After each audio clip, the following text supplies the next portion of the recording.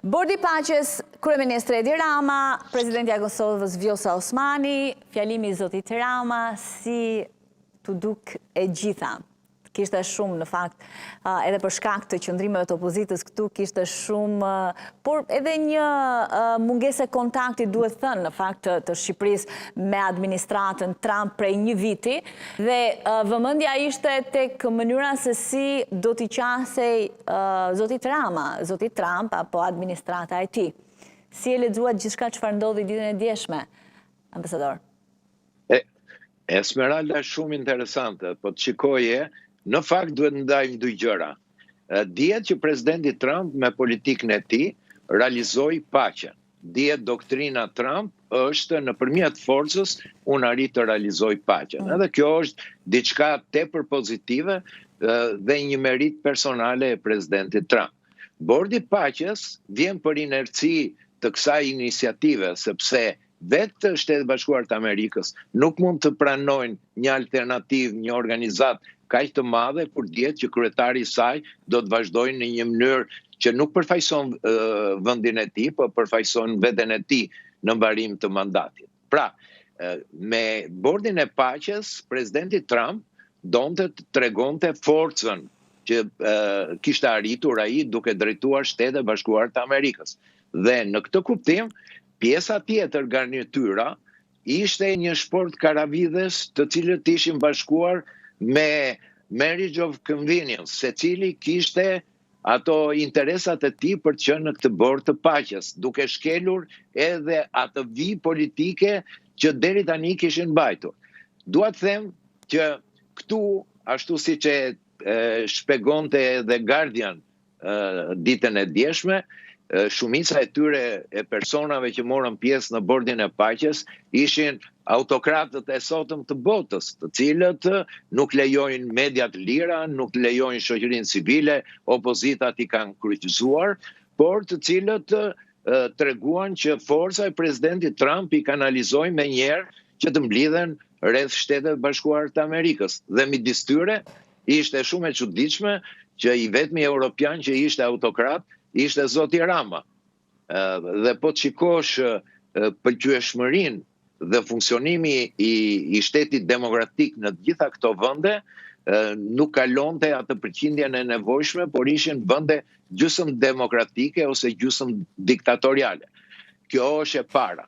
E vetmja perceptim timi në pjesëmarrje, mendoj që si Kosova, presidentja e Kosovës, ashtu edhe Vietnami, një kundër par tjetër në Azi, vinin për interesat e tyre kombëtare, për arsye se Vietnami me politikën agresive të Kinës është gjithmonë kërkon një ombrell, një mbështetje nga Shtetet Bashkuara të Amerikës, sidomos nga tendencat e Kinës për të kontrolluar detin e jugut dhe për ta marginalizuar Vietnamin. Aq më tepër që dihet që Kina e shikon si një nga vendet në rritje të influencës së saj në Azi.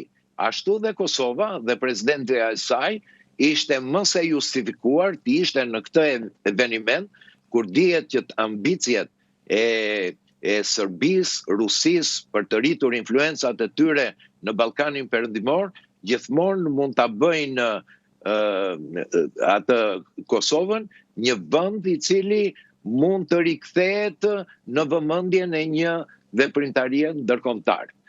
Nga ana tjetër pam një zoti Rama që me drejt ju e thatë kishte një mungesë shumë të gjatë në marrëdhëniet midis Shtetit Bashkuar të Amerikës dhe qeverisë shqiptare, aq më tepër që qeveria amerikane në shumë aspekte, sidomos në lidhje me krimin e organizuar, me veprimtarinë e qeverisë shqiptare, me disa organizata të cilat janë provuar që kanë patur sukses në veprimtarinë e tyre ekonomike, si Sinaloa e tjera, kanë qenë shumë kritike ndaj Shqipërisë.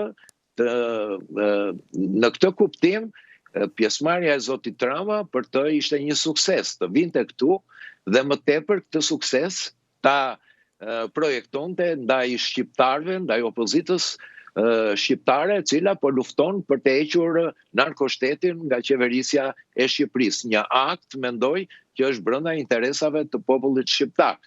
Pra, kjo ishte një shfaqje për zotin Rama, aq më tepër në një fjalim të tij, i cili dihet i mirë artikuluar, siç është i aftë zoti Rama. E kuptoj, mirë, por në momentin e përdori mirë kanë përshtypjen ambasador për të sjellë në vëmendje një gjë që po na shqetëson të gjithë, ajo çfarë po ndodh në Hag. Me të drejtë edhe këtë e përgëzojmë, po dua të them diçka, Esmeralda, që gjithmonë zoti Rama është pak një hap më i vonuar kur vjen puna në marrëdhëniet midis Kosovës dhe Shqipërisë. Nuk dua të them vetëm për ndërhyrjen që bëri për çështjen e zotit Thaçi, është një ndërhyrje e drejtë, tepër e vonuar, sepse duhet themi që, dhe duhet ta pranojmë këtë gjë, që Rama ka qenë një nga arkitektët i cili ka punuar bashkë me Vučićin, që çështja e liderave të UÇK-s të shkonte drejt deri në Hag për të arritur ato ekuilibra të nevojshme që projekti i grupeve të interesit në Amerikë, siç është Soros, të arrinin që të bëjë një martesë midis Shqipërisë dhe Serbisë për të udhëhequr të ashtu quajturën Euro-Jugoslavia pa Kroacinë me Shqipërinë. Edhe duhet të themi që ky ishte projekti kryesor. Është ajo pikërisht që zoti Rama e përmendi dhe dje. Nuk ishte e nevojshme që zoti Rama të përmendte marrëveshjen e Washingtonit, që ishte një marrëveshje kur nuk fitoi asnjë gjë tjetër përveç se Vučići edhe Grenell, nga një anë Vučići për të marrë projektin e dominancës jugoslave sërbe në Ballkan me mini Schengenin, që më vonë ishte iniciativa e Ballkanit të hapur, mosnjohjen e Kosovës për një vit dhe kushtet të tjera të cilat ishin më tepër në favor të Serbisë se sa të një Kosove e cila me drejt kishte krijuar Republikën e saj dhe duhet njihej. Nuk ka çështje të njohjes së Kosovës, po janë pikërisht autokrat si Rama, i cili edhe dje e riktheu vëmendjen për t'i bërë qefin Trumpit për të rihapur atë marrëveshjen e Washingtonin, sepse përpjekja e tij e parë në 2020 ishte afër sigurimit të një paqe të qëndrueshme. Çfarë do të thënë kjo? Këto janë llafe kot.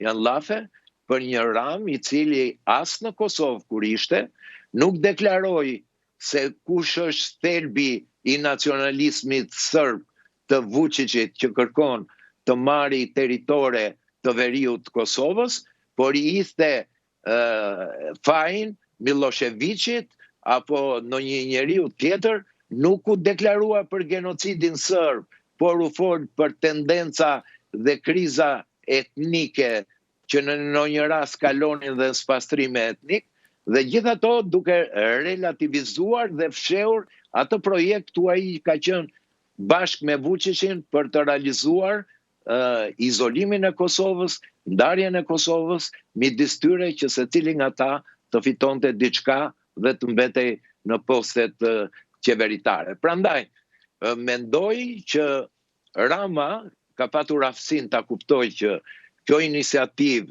e presidentit Trump kërkonte për të treguar forcën e Amerikës, atij nuk i interesojnë se çfarë përfaqësojnë këta autokrat kudo në botë. Dihet disa, për shembull Lukashenko, që është antari bordit të paqes, akoma ushtarët e tij bëjnë qitje duke vënë figurat e presidentëve amerikanë si në kohën e komunizmit që janë armiqtë e tyre.